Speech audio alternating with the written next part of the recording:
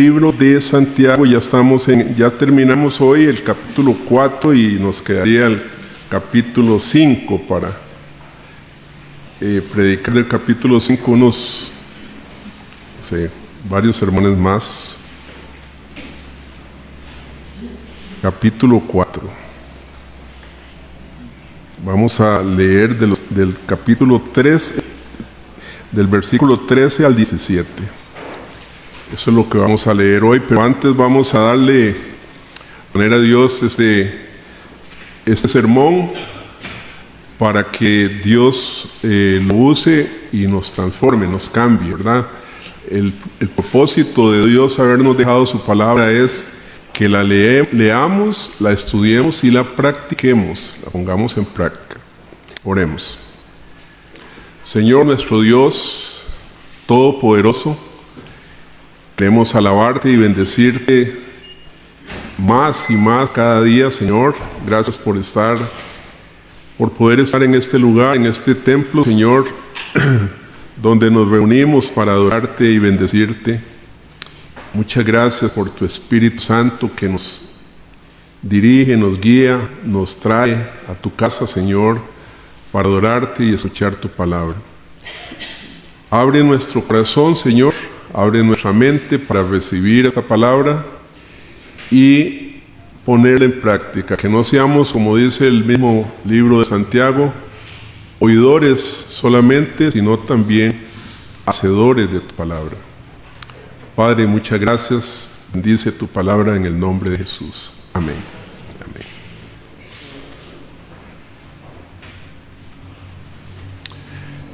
Hoy se ha hablado mucho sobre la soberanía de Dios y estaba acordándome Ricardo decía, ¿qué es la soberanía de Dios? ¿Verdad? ¿Qué es la soberanía de Dios? Y un hermano una vez definió la soberanía de Dios muy sencillamente. Él decía, la soberanía de Dios es que Dios hace lo que quiere, como quiere y donde quiere. O sea, y está bien, ¿verdad? Esa definición. Dios hace lo que quiere con su creación, donde quiere, como quiere. Hermanos, la última vez que vimos Santiago, yo les había dejado un pequeño desafío, gran desafío. ¿Ustedes recuerdan cuál era? ¿Alguien que recuerden qué fue el desafío que Dios nos dejó? Y yo les... ¿Verdad? ¿Sí? 24 horas sin decir nada malo de los demás, sin juzgar. Ok. Que pasáramos 24 horas y más, ¿verdad? Pero por lo menos 24 horas sin hablar mal de nadie. De nadie. Ni de nuestro hermano, ni nuestras hermanas, ni nuestro papá o mamá, ni del presidente, ni del policía, ni del alcalde. De nadie, ¿verdad? Solamente que no habláramos mal de ellos. Ok, ese era un buen reto, un buen desafío. ¿Y cómo les fue? ¿Cómo? Mal, dijeron por ahí. Mal. Oh, anda una mosca por ahí. ¿Qué tirada va? Que nos vaya mal en eso. Bueno, recuerden que una cosa, que si fallamos, debemos ajustar el cronómetro de nuevo y volver a empezar. Si fallamos y cometemos el pecado de juzgar a otros, de hablar mal de otros, sin tener buenos elementos, ¿verdad?, de juicio, entonces es un pecado. Entonces hay que ajustar el reloj, pedir perdón a Dios y volver a empezar. Mañana es otro día, hoy es otro día. Podemos decir, Señor, no quiero hablar mal de nadie. Por favor, guarda mi boca, ¿verdad? Para decir solamente cosas positivas de mi prójimo, de las demás personas. porque somos muy dados a criticar, ¿verdad? A juzgar, somos muy dados a eso. Entonces, ajustar nuestro cronómetro y volver a empezar. Recordemos que los malos hábitos, hermanos, los hábitos pecaminosos son difíciles de erradicar, no son fáciles, porque se han hecho como una costumbre, un estilo de vida, ¿verdad? El criticar todo el mundo, es un estilo de vida, ¿verdad? Entonces son difíciles de erradicar de nuestras vidas los malos hábitos, pero sabemos que con la ayuda de Dios podemos vencer, somos más que vencedores. Podemos lograr que nuestra boca hable cosas buenas de los demás, vea las cosas positivas de los demás y no las negativas, las cosas malas que tienen los demás, porque nosotros también tenemos cosas malas. En el pasaje que nos ocupa hoy, vamos a leerlo primero. Hay otro desafío que también quiero dejarles, ¿verdad? En este pasaje. Dice así la palabra de Dios, versículo 13. Vamos ahora, los que decís, hoy y mañana iremos a tal ciudad y estaremos allá un año, y traficaremos y ganaremos, cuando no sabéis lo que será mañana. Porque ¿qué es vuestra vida? Ciertamente es neblina que se aparece por un poco de tiempo y luego se desvanece. En lugar de lo cual deberíais decir, si el Señor quiere, viviremos y haremos esto o aquello. Pero ahora os jactáis en vuestras soberbias. Toda jactancia semejante es mala. Y el que sabe hacer lo bueno y no lo hace, le es pecado. Que Dios bendiga su palabra en esta mañana, hermanos. En este pasaje, hermanos, Santiago nos habla de un cristiano que es desobediente y egocéntrico. Un cristiano que piensa primero en él o en ella y después los demás, es más, ni siquiera la voluntad de Dios le importa o la hace. Es un cristiano egocéntrico. Y pensemos en esto, hermanos. Es posible que un creyente verdadero, un verdadero creyente, sea egocéntrico. ¿Es posible esto? ¿Es posible que un creyente piense más en su propio placer o bienestar que en el placer de Dios? ¿Es posible que un cristiano piense más en sí mismo que en Dios? ¿Es posible que un cristiano tome una decisión en su vida sin pedirle consejo a Dios? Preguntas, ¿verdad? Son buenas preguntas. Y lamentablemente, hermanos, la respuesta sí, es posible que un cristiano sea egoísta y viva primero para sí mismo que para aquel que lo llamó de las tinieblas a su luz admirable, para aquel que lo salvó, para aquel que murió en la cruz, Jesucristo. ¿Verdad? Es muy posible. Y lamentablemente, si nos examinamos a nosotros mismos, hermanos, podemos ver eso en nosotros. Y este pasaje hoy nos va recordemos que la Biblia es como un espejo, es el espejo del alma. Y hoy vamos a continuar viéndonos en ese espejo, en el espejo de la palabra de Dios. Y en este pasaje veremos a un cristiano egocéntrico. Y vemos que un cristiano en esta forma toma por lo menos 4 decisiones por sí mismo sin tomar en cuenta al Señor, ¿verdad? Toma decisiones sin reconocer la voluntad de Dios ni discernir la sabiduría o los propósitos de Dios en su vida. Los tiene como a un lado la voluntad de Dios, ¿verdad? Él vive su vida, es mi vida, dice, yo vivo mi vida, y Dios, pues, sí, que me ayude un poquito, pero que no se meta mucho en mi vida.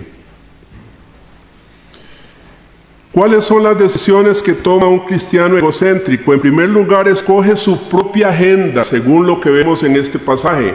En el versículo 13 dice: vamos ahora, los que decís, hoy y mañana iremos. Para estas personas es ya costumbre planificar sus agendas basados únicamente en lo que creen que es lo mejor para ellos en ese momento, ¿verdad? Ellos hacen sus planes, planifican su agenda pensando en que es lo mejor para mí, esto es lo mejor para mí. En este caso, estas personas piensan en hacer negocios, un negocio, y ellos piensan, listo, hoy vamos a empezar este negocio. Y si ustedes les preguntan, hey, ¿ustedes oraron a Dios en cuanto a eso? Posiblemente le dirán, ¿para qué? Porque estoy seguro de que Dios va a ayudarme. Hoy o mañana es el tiempo ideal. Así es que, ¿para qué? Dios me va a ayudar. Dan por un hecho que ellos todos emprenden su plan y que Dios les va a ayudar después. Pero no toman en cuenta a Dios primero. Señor, ¿es esto tu voluntad? No lo toman primero. Lo toman después, ¿verdad? Pero hermanos, si usted ha sido un creyente por algunos años, usted se dará cuenta lo esencial que es poner todo en el tiempo de Dios. En el tiempo de Dios, porque los tiempos de Dios son perfectos. El tiempo de Dios es perfecto. No su tiempo, el tiempo de Dios. Y ahí muchas veces chocamos, ¿verdad? Con es que yo lo quiero ya. Y Dios dice, espere. No, ya, Señor. Ya, yo tomo la decisión ya. Y ahí es donde como dicen, nos embarcamos. Tomamos malas decisiones. Los tiempos de Dios son siempre perfectos. Él sabe cuándo es el tiempo. Y ciertamente tenemos muchas cosas por hacer. Cada uno de nosotros tenemos muchas cosas por hacer. Pero hay momentos y momentos. Hay el momento indicado para empezar algo. Así que con el tiempo aprendemos a orar, no solo a decir palabras correctas, sino por el momento adecuado para decirlas. Con el tiempo nosotros vamos a orar, Señor, que no sea en mi tiempo, sino en tu tiempo. Y eso nos es difícil a muchos. O para saber cuándo cambiar, por ejemplo, de empleo. Yo necesito cambiar de mi empleo ya. Hay un tiempo. Ya oró al Señor por esa situación. O cuando debemos comprar algo o vender algo. Hay un tiempo. La verdad, hermanos, es que a cada rato todos estamos tomando decisiones. La pregunta es, ¿oramos a Dios al tomar esas decisiones? ¿Le pedimos a Dios primero cuál es su voluntad? ¿O se adelanta a los planes de Dios, que es lo que hacemos normalmente? ¿Alguna vez tomó, por ejemplo, una decisión y luego se dio cuenta de que nunca le dijo a Dios o le dio a Dios el voto decisivo?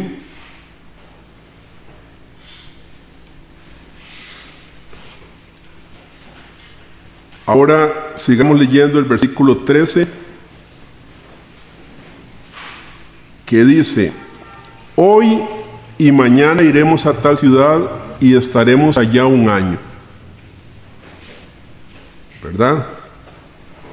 Lo leo completo. Vamos ahora a los que decís, hoy y mañana iremos a tal ciudad y estaremos allá un año y traficaremos y ganaremos. Literalmente esta persona está diciendo, vamos a pasar un año ahí. Ok, voy a ir a tal ciudad y vamos a pasar un año ahí. O sea, ellos planean trabajar todo ese año en esa ciudad. Ese es su plan. Ellos presumen que van a tener todo un año a su disposición para hacer lo que desean hacer. El cristianismo egocéntrico, hermanos, escoge su propio tiempo y escoge su propio calendario y no considera a Dios al hacer esas decisiones.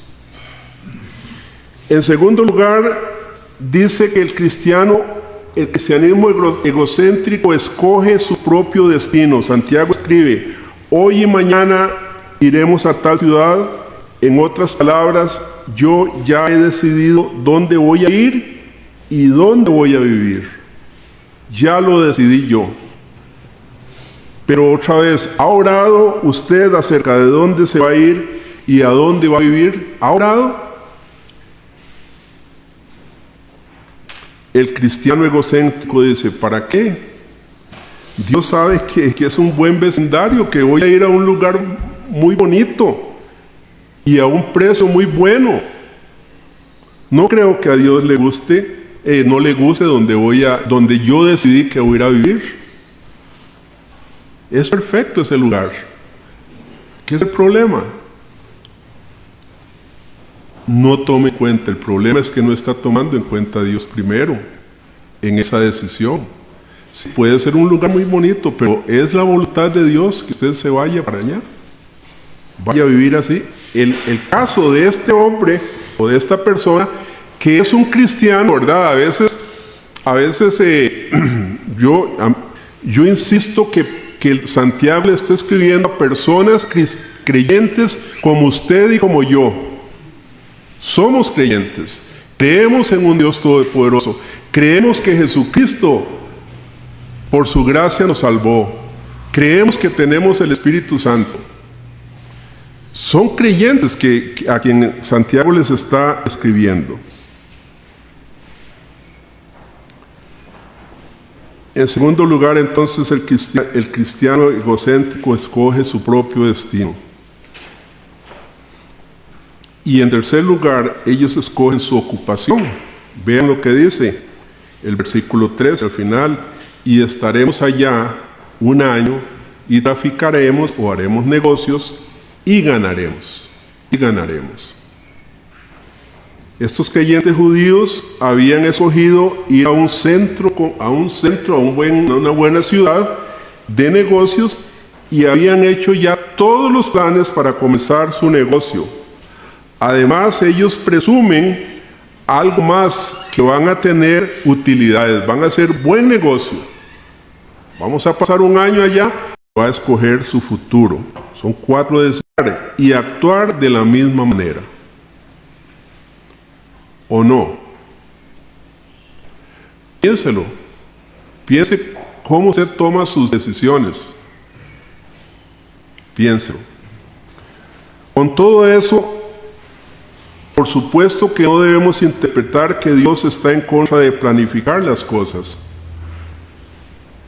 Claro que sí, Dios quiere que seamos ordenados en nuestras cosas y que planifiquemos. Por ejemplo, Pablo escribió a los Efesios, mirad pues con diligencia cómo andéis, no como necios sino sabios, aprovechando bien el tiempo. Dios quiere que aprovechemos nuestros dones, el tiempo, ¿verdad?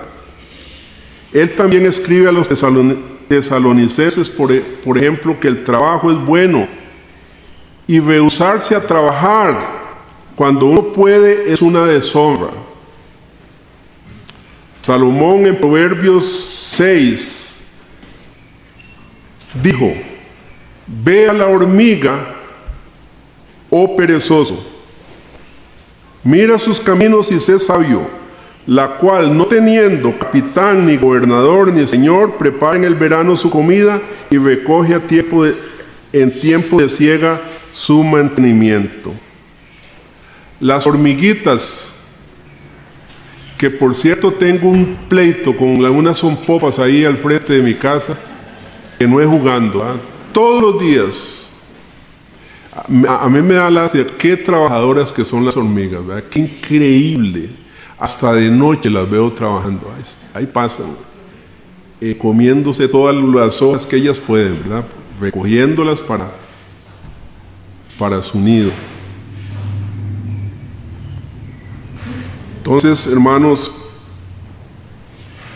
pensemos en eso, ¿verdad? Cuando hacemos nuestros planes. ¿Está Dios en el centro de esos planes? Santiago aquí no está reprendiendo a nadie, a esos trabajadores, porque planean sus negocios. De hecho, él no está condenando su deseo de tener ganancias. Si tenemos un negocio, pues nosotros queremos tener ganancias. Él no está reprendiendo aquí por hacer negocios, sino por el corazón con el que estaban haciendo sus negocios, la actitud con la que estaban haciendo sus negocios. Ellos estaban planeando sus vidas y sus negocios como si Dios, hermanos, no existiera. Como si Dios no tuviera que ver nada en el asunto. Y están haciendo sus planes así. Eso es lo que estaba mal con ellos, hermanos. No es que planearan y hicieran sus negocios. Es que los estaban haciendo sin tomar en cuenta a Él. Y no es cierto, hermanos, que muchas veces hacemos eso. Es muy común entre nosotros tomar decisiones, hacer nuestros planes y después le pedimos a Dios que nos ayude. Así no funciona, hermanos.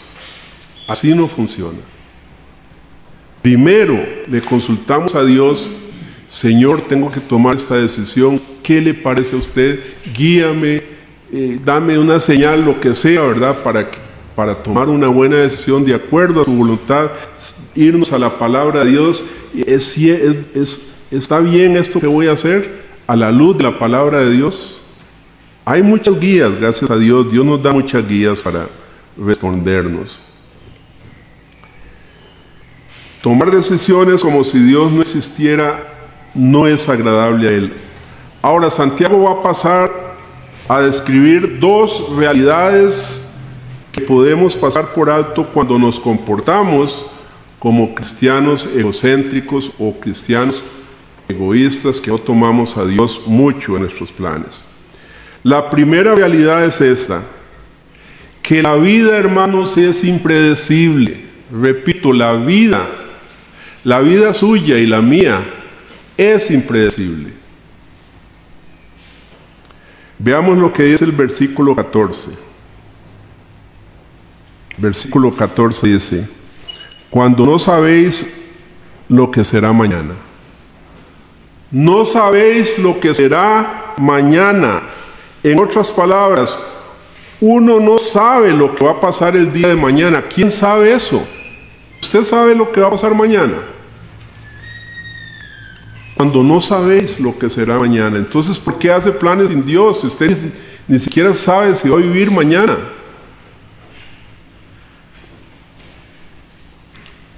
Así es, hermanos, uno no sabe absolutamente nada de lo que va a suceder mañana. ¿Recuerdan el tsunami en Japón? ¿Recuerdan ese tsunami, hermanos?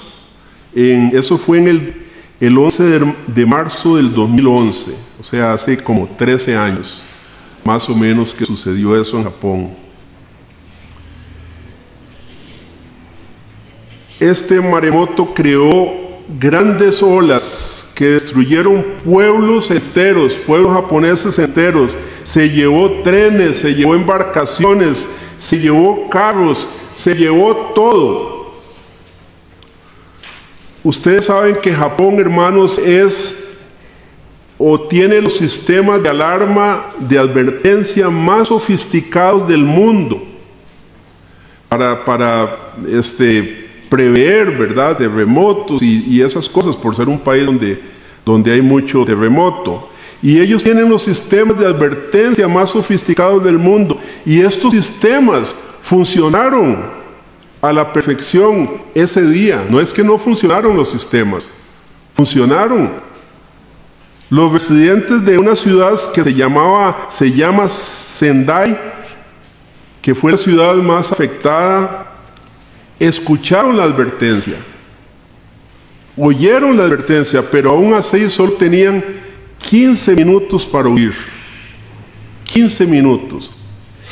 Y el terremoto o el maremoto duró más o menos 6 minutos. No les dio tiempo. No les dio tiempo.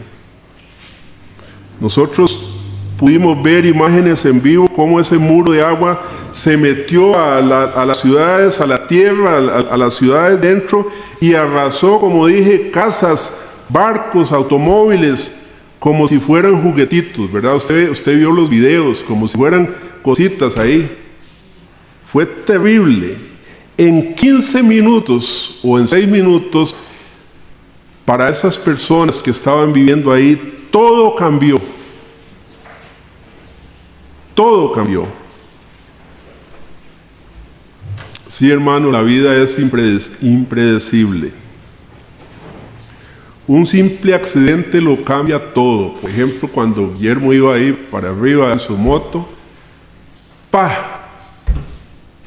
El accidente. Ahora está ahí caminando raro, ¿eh?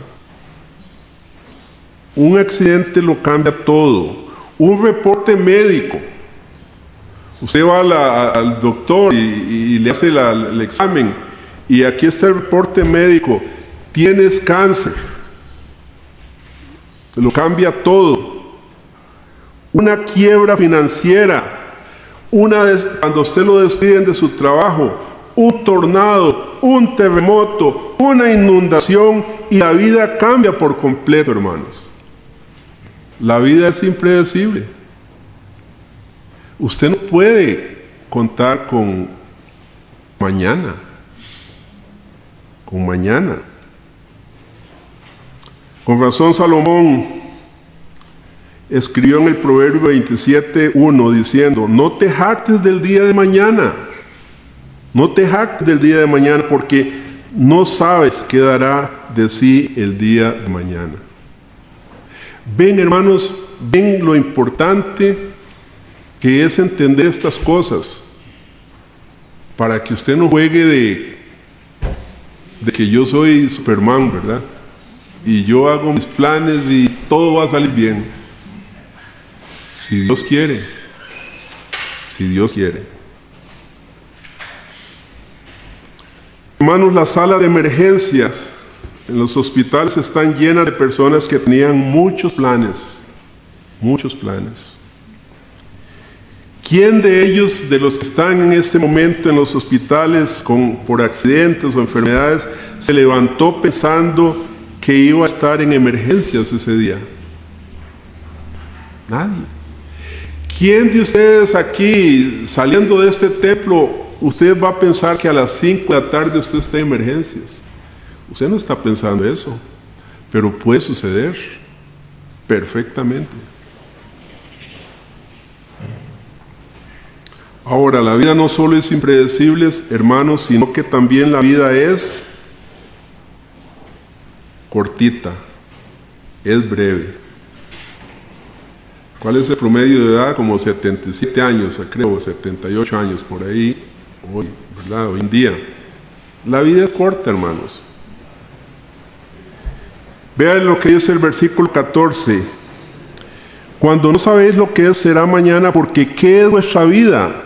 Ciertamente es neblina que se aparece por un poco de tiempo y luego se desaparece.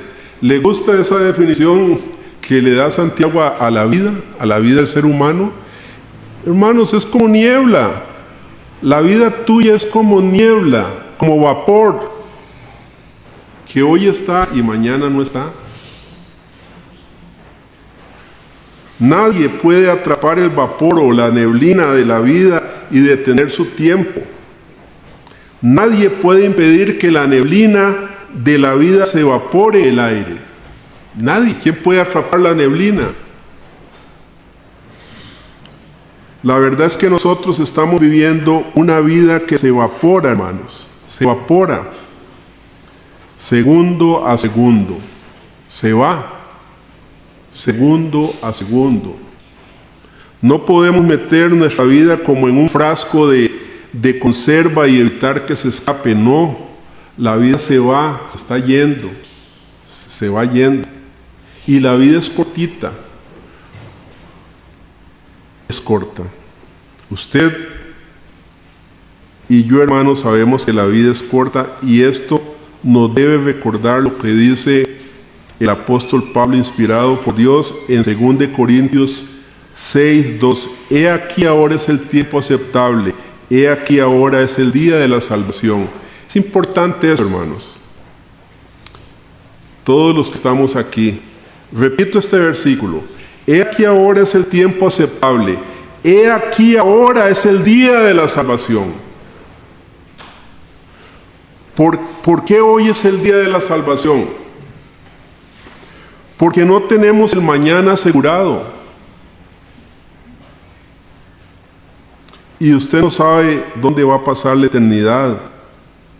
Entonces, esta es una decisión delicada. Hoy es el día de la salvación. Eso es importante cuando evangelizamos o cuando le hablamos a alguien del evangelio, de las buenas noticias. Hoy es el día que usted puede ser salvo, porque usted no sabe mañana si va a amanecer vivo. Hoy es el día de la salvación. Es urgente, hay una urgencia en el evangelio. Hay una urgencia.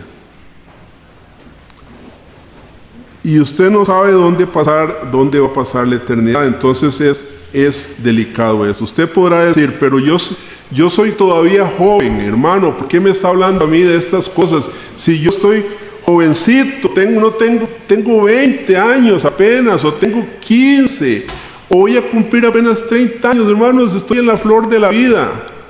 ¿Por qué me está hablando de muerte y todas esas cosas? Todavía me queda mucho tiempo. Pero la verdad es que la vida, físicamente hablando, hermanos, físicamente hablando, es frágil. La vida es frágil. A cualquier edad, a los 10 años, a los 15 años, a los 30 años, 40, 50, 60, la vida suya es frágil. Es un toquecito así y usted se muere, mi hermano.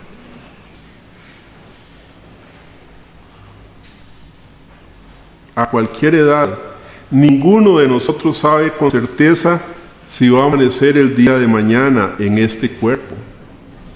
Ninguno. Aquí, ni María Ángel, ¿verdad? Que es la más enana de aquí, sabe. ¿Verdad? Nadie sabe. Pero muchos dicen, tengo todas mis mañanas planeadas. Tengo todo planeado en mi vida y voy a vivir para ver cada uno de esos planes que yo tengo y estoy seguro que Dios le va a gustar mis planes, le va a aprobar mis planes. Pero Santiago nos recuerda algo que solemos olvidar, hermanos, que la vida, repito, es como el vapor. La palabra vapor se puede traducir como neblina, como la traduce Reina Valera. Como el vapor que sale de nuestra boca al respirar cuando hace mucho frío. Recuerdan ustedes, está haciendo frío y sale vapor ahí. Bueno, así es. Usted la ve un ratito y se desaparece. O como el vapor que sale de las ollas hirviendo cuando están hirviendo el agua, que se desaparecen en la cocina. Lo que Santiago quiere decir, hermanos, es que estamos aquí en este mundo por un ratito, y luego ya no estaremos. Resumiendo, entonces, no debemos olvidar que la vida es impredecible y que es también breve. Es corta. La Biblia nos recuerda esto una y otra vez. Isaías 40, por ejemplo, dice que nuestra vida es como la flor del campo. que están ahí un ratito y después ya no están, se marchitaron. Job dice que es como las hojas del viento, como una sombra. Un salmo escrito por Moisés dice: enséñanos de tal manera a contar nuestros días que traigamos al corazón sabiduría. Es un lindo salmo. En otras palabras, cuente el número de días que ha vivido. ¿Cuántos años tiene usted? Cuente los días que ha vivido y los que aún tiene por vivir. Y esto nos traerá sabiduría, porque recordaremos, yo no sé, los que tienen ya 40, qué rápido se ha ido esta vida, 40 años ya, yo 40 años, un día de estos alguien cumplió 60, ¿cómo 60? Rápido, se va rápido.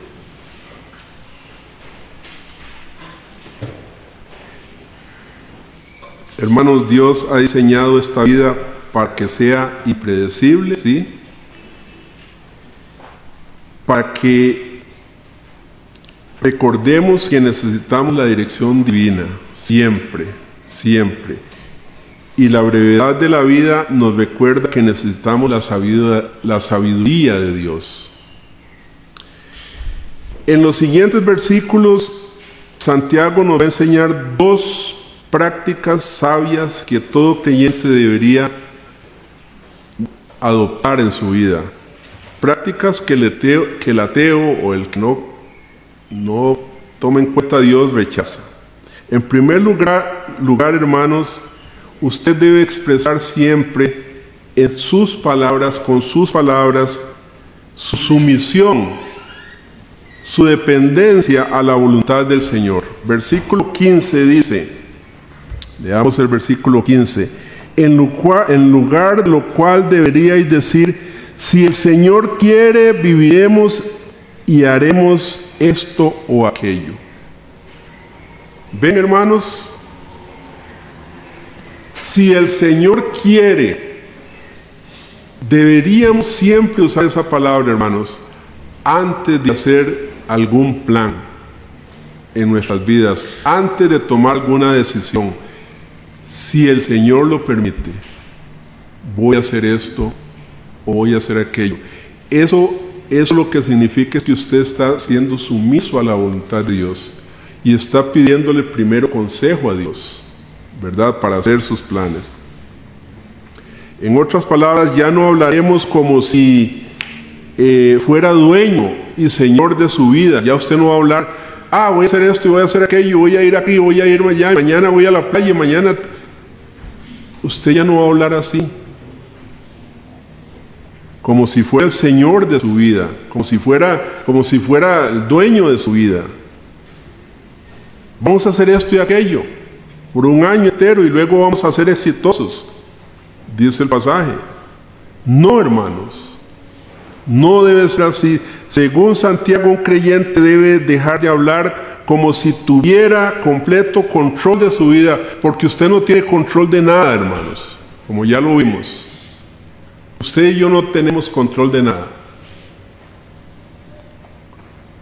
Y tiene que empezar a hablar como una persona que le ha entregado el control de su vida al soberanísimo Dios, al que hace lo que quiere, donde quiere y como quiere, al Dios soberano. Usted debe entregarle su vida, sus planes, sus decisiones, sus pensamientos, todo, hermanos. Usted debe decir: si el Señor quiere, o en otras palabras, lo que el Señor quiera, o otras palabras, permítame consultar con el Señor al respecto, permítame primero orar para tomar tal decisión, o permítame hablar con el Dios soberano, porque su voluntad es lo más importante para mi vida. No mi voluntad, su voluntad es lo más importante para mi vida. Es que, hermanos, nosotros no somos soberanos. Ya lo vimos. Somos siervos, somos esclavos del Dios soberano. Y nuestra voluntad debe ser hacer su voluntad. Esa debe ser nuestra voluntad, hacer su voluntad. Y lo que no sea hacer su voluntad, hermanos, es jactancia. Como dice el versículo 16, pero ahora os jactáis en vuestras soberbias. Toda jactancia semejante es mala, hermanos. Cuando usted toma decisiones sin tomar en cuenta a Dios, usted es un jactancioso o una jactanciosa, y eso es malo para un cristiano. Así que, hermanos, exprese con sus palabras su sumisión al Señor siempre. Aprenda a decir, si el Señor lo permite. Es que así hablaba el apóstol Pablo también. En 1 Corintios 4:19, Pablo le dice a los corintios, pero iré pronto a ver a vosotros si el Señor quiere. Ustedes pueden ver ese pasaje en 1 Corintios 4:19. Voy a ir a vosotros si el Señor quiere, dice. Y también en 1 Corintios 16:7 dice, pues espero estar con vosotros por algún tiempo si el Señor lo permite. Pablo, el apóstol Pablo, el gran apóstol Pablo, siervo del Señor, ¿verdad? Él no tomaba decisiones sin decir si el Señor lo permite. Y en Romanos 1:10 dice, rogando que de alguna manera tenga al fin, por la voluntad de Dios, un próspero viaje para ir a vosotros. Por la voluntad de Dios. Hermanos, como el apóstol Pablo, debemos de declarar siempre nuestra dependencia al plan soberano de Dios en cada circunstancia de nuestra vida. Voy a entrar a esta universidad, los que están ya saliendo del colegio, ¿no? Si Dios quiere, voy a ir a la universidad. Me voy a casar con esa persona, los que están pensando en casarse, si es la voluntad de Dios. Esa va a ser mi esposo o esa va a ser mi esposa, si es la voluntad de Dios. ¿Ven, hermanos? ¿Ven qué diferente es hablar así?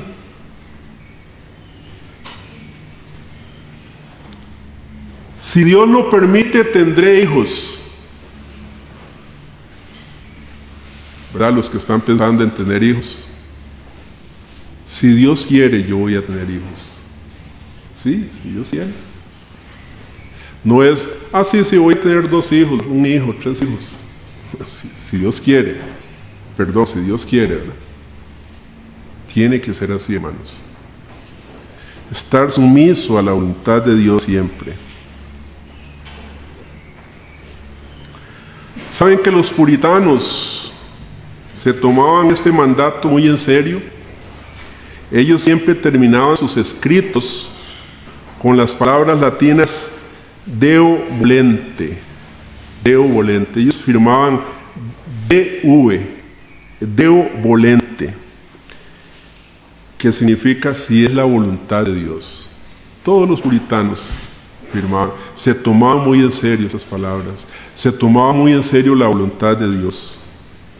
Y esto era más que una frase común, porque esto puede volverse en una frase muy común, ¿verdad?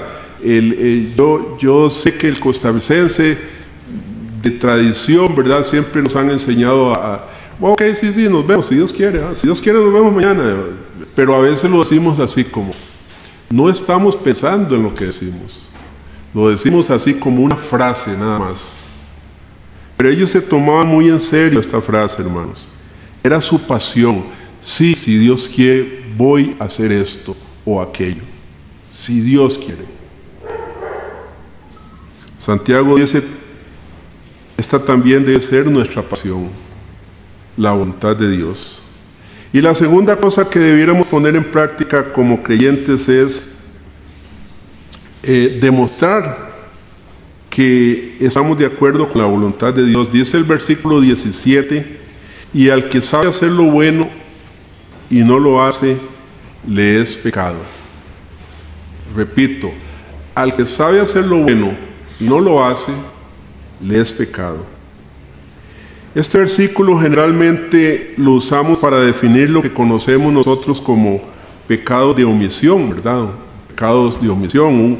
Un pecado no es hacer algo que no debemos hacer, sino que también es pecado hacer algo que debemos hacer, ¿verdad? Son los pecados de omisión. Pero el contexto de este versículo es el mandamiento de buscar y aceptar la voluntad de Dios, de buscar la voluntad de Dios y aceptarla. O sea, no diga simplemente si Dios lo permite. No lo diga así simplemente. Haga lo que sabe que Dios quiere que haga. El que sabe hacer lo bueno y no lo hace, le es pecado. Haga lo que sabe que Dios quiere que haga. Tal vez piense alguno, bueno, pero yo no sé todo lo que Dios quiere para mi vida. Y Santiago le va a decir, nadie lo sabe. Pero lo que usted sabe, hágalo. Porque si lo sabe y no lo hace, eso es pecado. Si usted sabe lo que debe hacer y no lo hace, es pecado. Un cristiano que vive como un ateo, porque muchas veces, hermanos, cuando no tomamos la voluntad de Dios, es como vivir como un ateo, practicante. Podemos venir a la iglesia, podemos leer la Biblia, pero no hacemos la voluntad de Dios. Hacemos nuestros planes a nuestra manera. Como decía Frank Sinatra, a mi manera. Vivimos la vida a mi manera. Un cristiano que vive como un ateo puede decir, Señor, esto que voy a hacer, Dave, eso lo voy a hacer yo, no te incumbe. No es de tu incumbencia, es área de mi vida. Sin embargo, el creyente sabio y maduro dice, Señor, todo en mi vida es de tu incumbencia. Todo. Porque somos sus hijos, es como los padres, ¿verdad? Todo lo que hace un hijo es de su incumbencia. ¿Verdad? Es de su incumbencia. ¿Por qué? Porque vivimos, repito, vidas breves, vidas que se evaporan, vidas efímeras. Con razón Santiago nos dice que si queremos vivir vidas santas, debemos rendir nuestras vidas a su voluntad, a su voluntad. Debemos profundizar nuestro deseo de agradar a Dios. Y quiero terminar, hermanos, con las palabras de un autor que dijo muy sabiamente. Escuchen esto que dijo este autor. La vida es un regalo de Dios. ¿Cuántos dicen amén? La vida es un regalo de Dios. ¿Qué hacemos nosotros con nuestra vida? Es nuestro regalo para Él. ¿Me explico? La vida es un regalo de Dios y ¿qué haga yo con mi vida? Es mi regalo para Dios. Hermanos, que esas palabras nos queden en nuestra mente, ¿verdad? Sí, la vida es un regalo de Dios y todo lo que usted haga le incumbe a Dios. ¿Cuál es el desafío para esta vez? Procure, hermanos, decir siempre con todo su corazón, si Dios quiere, si el Señor lo permite, si es la voluntad de Dios, haré esto o haré aquello. Procure tomarlo en cuenta en toda su vida y siga su buen consejo. No su consejo, no lo que le dice su corazón es engañoso. Muchos dicen, ay, es que mi corazón me dice tal cosa. No, su corazón no le haga caso. Es engañoso y malvado. Su corazón lo va a engañar. Haga la voluntad de Dios, si el Señor quiere. Amén. Dios les bendiga, hermanos. Vamos a orar. Padre, muchas gracias siempre por tu palabra. Tu palabra es verdad, tu palabra es sabia, santa, es pura, es nuestra norma, debe ser nuestra norma de fe y de conducta, Señor. Padre, perdónanos cuando hemos tomado decisiones en nuestras vidas como si tú no existieras. Perdónanos, Señor, si vivimos vidas diciendo que somos cristianos, pero sin tomar en cuenta tu voluntad. Perdónanos, Señor, y que de hoy en adelante, Señor, nuestra vida, nuestras palabras, nuestra conducta siempre digan: si es la voluntad de Dios, voy a hacer tal cosa. Padre, muchas gracias. Bendice tu palabra en nosotros, aquí en tu pueblo. Bendice a mis hermanos y mis hermanas. En el nombre de Jesús. Amén. Bien, vamos a